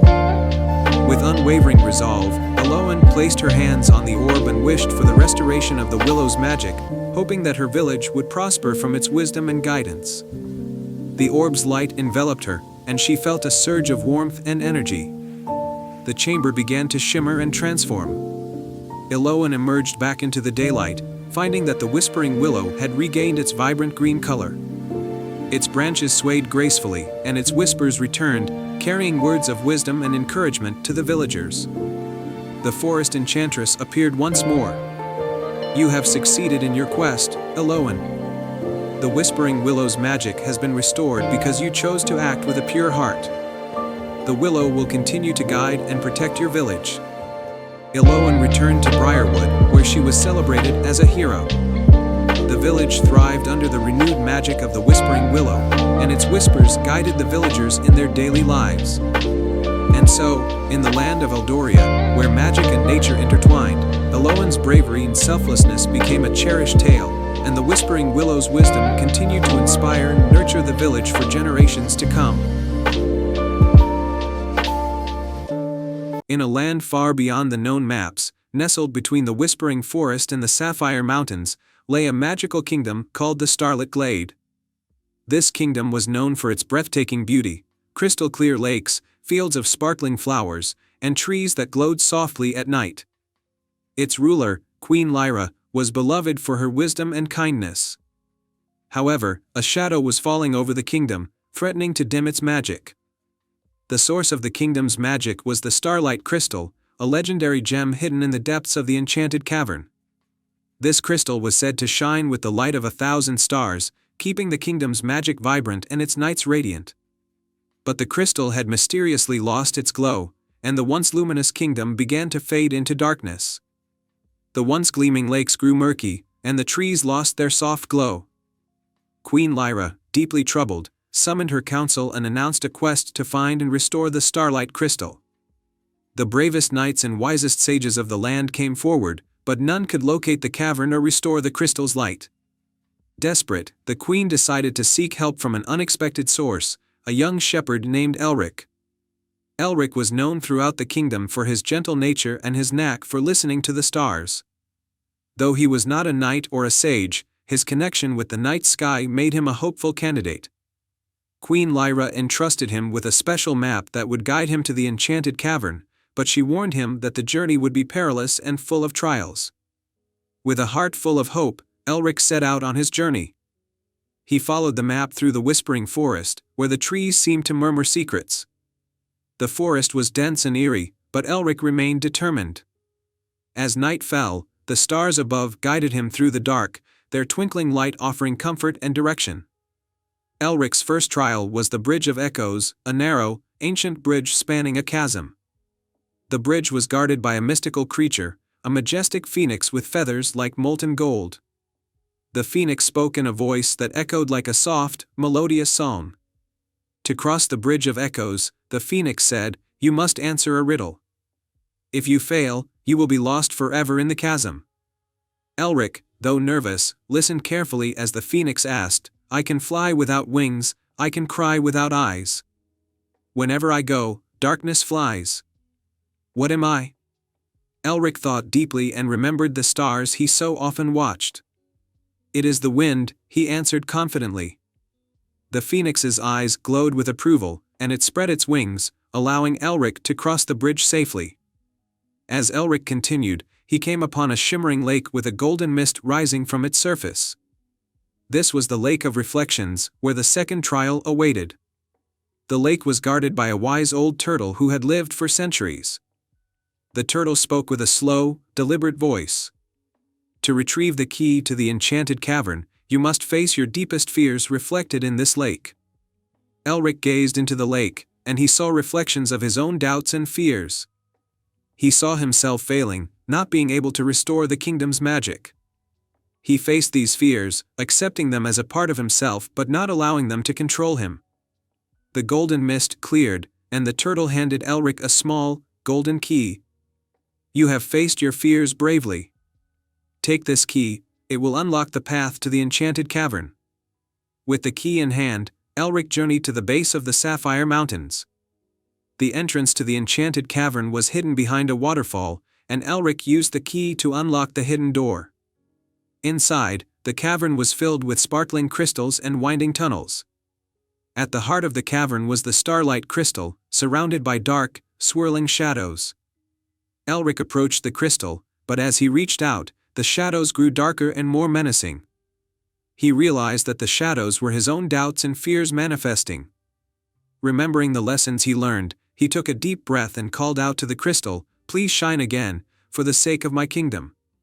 His sincere plea, combined with the courage he had gained through his journey, caused the crystal to respond. A brilliant light burst forth, dispelling the shadows and bathing the cavern in a radiant glow. The Starlight Crystal's magic was restored, and the cavern sparkled with renewed brilliance. Elric made his way back to the starlit glade, where the once fading beauty was now restored. The lakes shimmered, the fields of flowers sparkled, and the trees glowed warmly in the night. The kingdom rejoiced, and Queen Lyra welcomed Elric with open arms. To honor Elric's bravery and kindness, the queen awarded him the title of Guardian of the Starlight. Elric's story became a beloved legend, a reminder of the courage it takes to face one's fears and the magic that can be found in even the most ordinary of hearts. The kingdom thrived once more, with nights filled with the shimmering light of the stars and the magic of the restored Starlight Crystal. And Elric, now celebrated as a hero, continued to listen to the stars and guide the kingdom with the wisdom and bravery he had proven on his journey. The end. Once upon a time, in a kingdom far away, there was a serene village called Brookhaven, known for its lush gardens and tranquil streams. The heart of this village was an enormous, ancient willow tree called the Whispering Willow. The villagers believed that the willow had magical properties and could communicate with those who were truly in need. Among the villagers was a young girl named Elara. Elara was kind and curious, with a deep love for nature. She often spent her afternoons sitting beneath the Whispering Willow, listening to its soft whispers and feeling a sense of peace. One day, as Elara sat under the tree, she noticed something unusual, a small, glowing orb nestled in the roots of the willow. It was the size of a fist and pulsed with a gentle, warm light. Intrigued, Elara reached out and touched the orb. Suddenly, a soft voice spoke from within it. "Help us, Elara. The kingdom's magic is fading, and we need your help to restore it." Startled but determined, Elara stood up. "How can I help?" she asked. The voice replied, "To restore the magic, you must journey to 3 enchanted locations and retrieve the lost fragments of magic. Only then can the kingdom's balance be restored." With newfound resolve, Elara packed a small satchel with essentials, bread, cheese, and a flask of water, and set off on her quest. The first location she needed to visit was the Crystal Cavern, a mystical place known for its dazzling crystals and ancient secrets. As Elara ventured through the forest, she soon reached the entrance to the Crystal Cavern. The entrance was guarded by a giant stone door with a riddle inscribed on it. The riddle read, "I have cities but no houses, mountains but no trees, and water but no fish. What am I?" Elara pondered the riddle. After a moment, she realized the answer. "A map," she said aloud. The stone door creaked open, revealing the cavern's inner splendor. Inside, the walls glittered with countless crystals of every color. In the center of the cavern was a pedestal with a shimmering crystal shard resting upon it. But as Elara approached, a large, ancient dragon emerged from the shadows. The dragon's eyes were wise and kind, though it spoke with a deep, rumbling voice. "To claim the shard, you must show your bravery and purity of heart." Elara took a deep breath and spoke. "I seek to restore the kingdom's magic. I do not wish to take anything for myself, but only to help those in need." The dragon studied Elara for a moment, then nodded. "Your heart is true. You may take the shard." Elara carefully lifted the crystal shard and placed it in her satchel. With a nod of thanks to the dragon, she left the cavern and made her way to the next location, the Whispering Meadow. The Whispering Meadow was a vast field filled with tall, golden grass that swayed gently in the breeze. As Elara walked through the meadow, she felt a sense of calm wash over her. At the center of the meadow was an old stone well with a wooden bucket hanging from its edge. Beside the well was a small, delicate fairy who fluttered anxiously. "The Well of Wishes has been cursed," the fairy explained. "It was once a source of great magic, but now it is empty. You must fill it with the water of the moonlit spring, or its magic will be lost forever." Elara nodded and asked, "Where can I find the moonlit spring?" The fairy pointed to a distant mountain peak. "It lies at the top of Mount Silver Peak.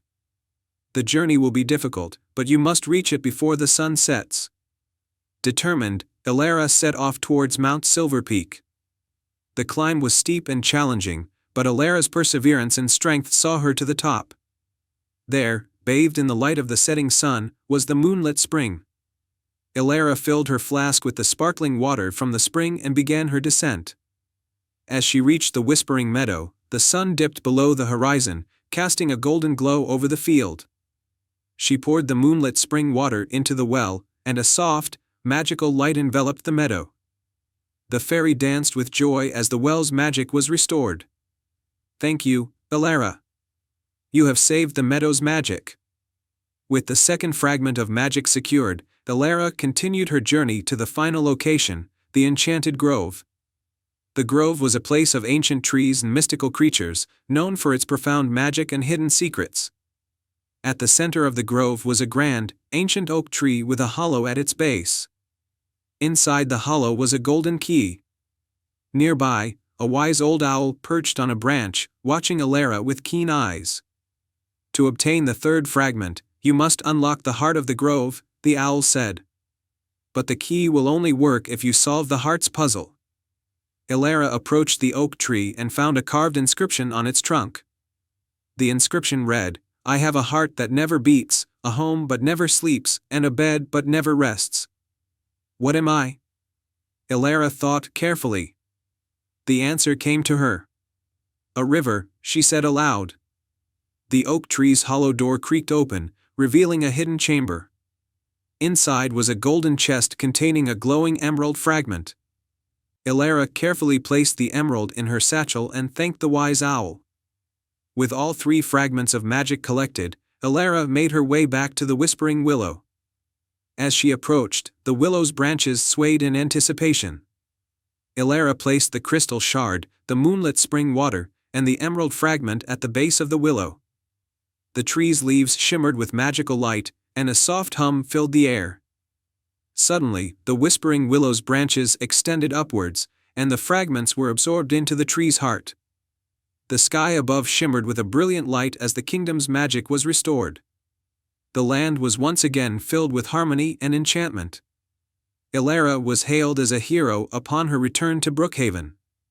The villagers celebrated her bravery and kindness, and the Whispering Willow continued to be a symbol of magic and hope for all. Elara's adventure became a cherished tale, reminding everyone of the power of courage, kindness, and the magic that exists within the heart of those who seek to help others. And so, the kingdom thrived, ever blessed by the enchantment of the Whispering Willow. The end.